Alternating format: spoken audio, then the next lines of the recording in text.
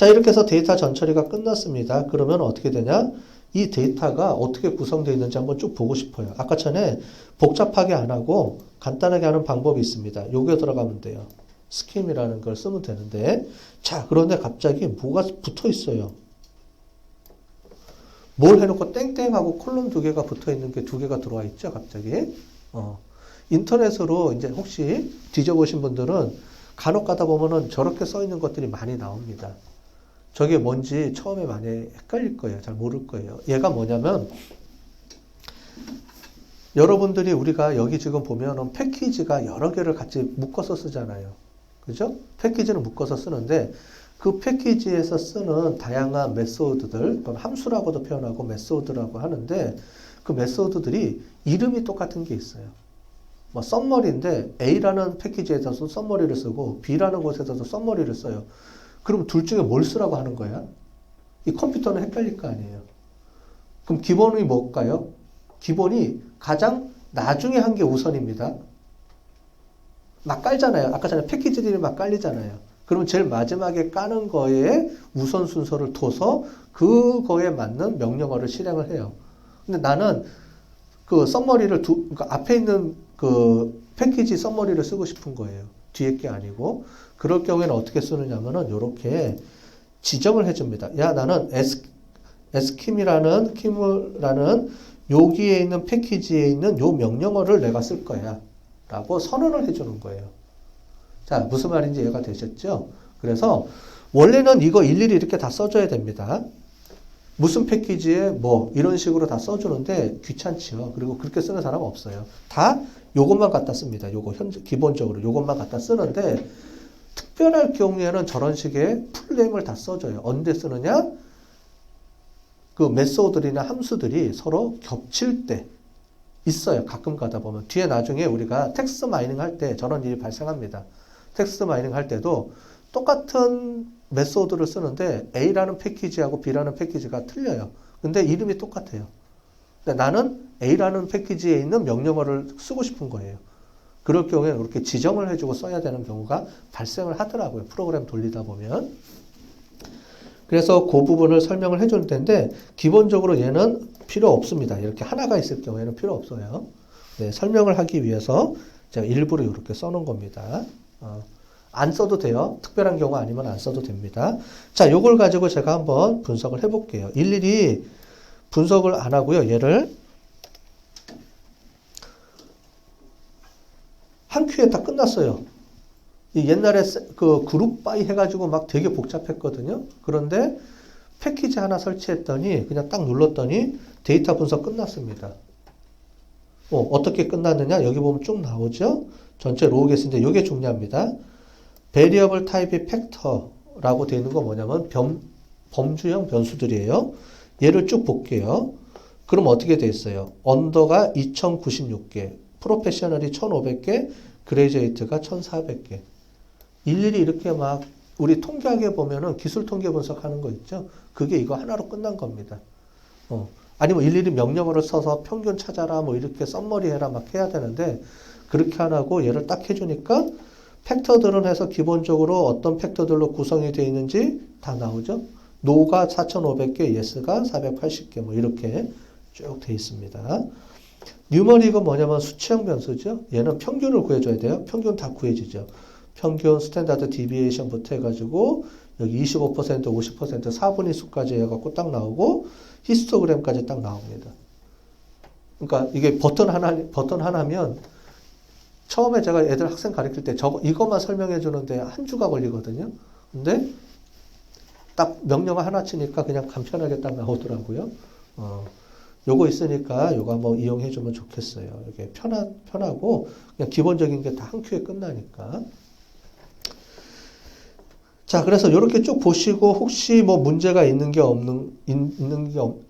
없는지 이렇게 한번 보시면 되고요.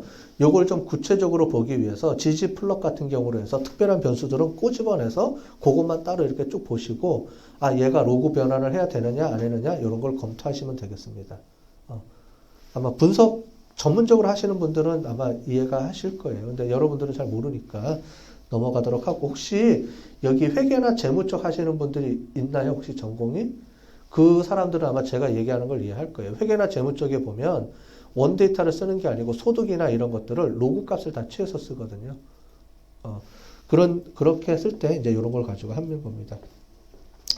자, 그 다음에 또 한 가지는 이런 게 있어요. 자, 이렇게 됐는데, 우리가 지금 퍼스널 론이라는 게 중요한데, 얘를 가지고 그룹 비교로 잘라서 할 때는 그룹 바이를 해주면 어떻게 되냐면, 두 개 그룹을 쪼개서 이게 나옵니다.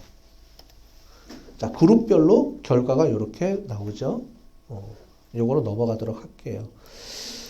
그 다음에 이제 요겁니다. 베이스라인 어큐러시라고 되어 있는데, 요걸 가지고 해볼게요. 그래서, 뱅크 테이블에서 갖고 와서 퍼스널 론을 카운팅해서 이렇게 갖고 옵니다. 그건 뭐냐면은 전체 썸해서 요 개수를 갖고 오는 거예요.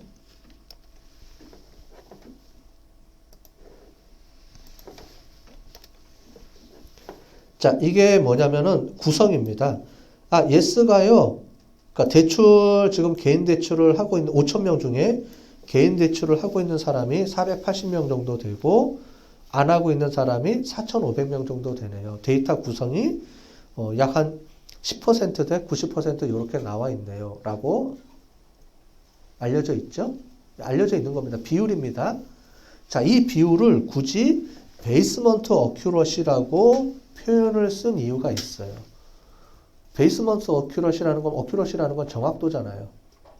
자, 무슨 말이냐면은 확률적으로 제가 아무것도 모르는 상태예요. 지금 아직 분석을 안 했잖아요. 우리 여기 5,000명이 있어요. 제가 아무나 붙들고 홍보를 해요. 그럼 그 사람이 억셉트를 할 확률이 몇 %라는 소리예요. 저거를 딱 보면. 5,000명이 있어요. 제가 아무한테나 무작위로 다이렉트 메일을 보내서 전화를 해요. 자, 우리 개인 대출 좀 있는데 이거 하실래요? 전화를 했어요. 그러면 몇 %가 예스라고 할 확률이 몇 %인가요?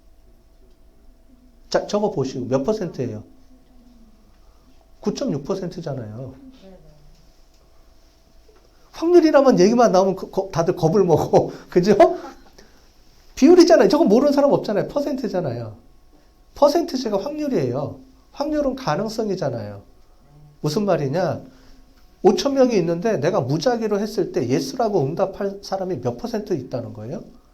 9.6% 있다는 거죠. 그 얘기는 뭐냐면 확률적으로 내가 아무도 모르는데 확률적으로 전화를 딱 했어요. 그럼 그 사람은 5,000명 중에 480명 중에 한 명일 확률이 9.6%라는 거죠. 예스 할 확률이. 그죠? 그게 베이스먼트 어큐러시라는 거예요. 무슨 말이냐?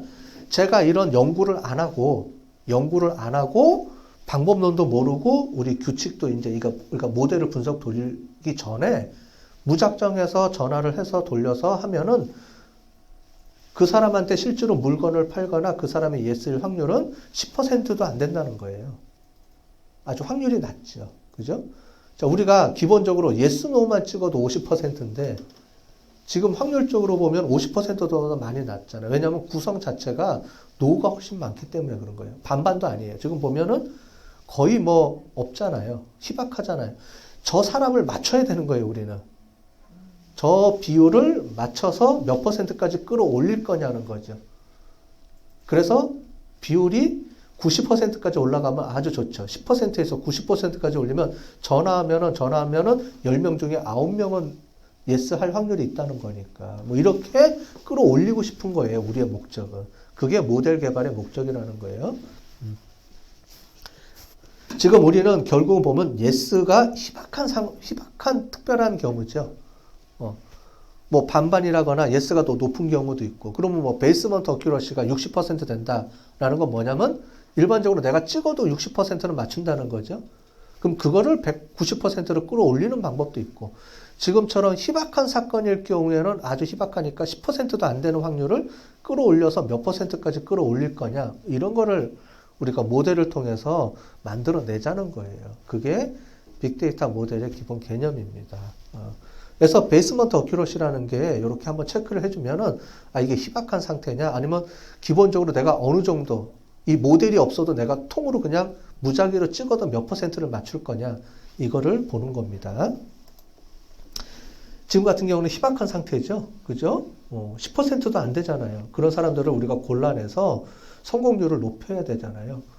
그거를 이제 모델을 찾아보자 이 얘기입니다.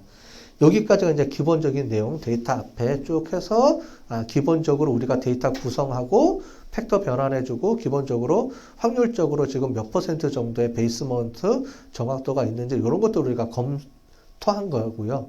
이제부터 이제 저걸 가지고 실제로 분석에 들어가서 활용해 보도록 하겠습니다. 자, 그러면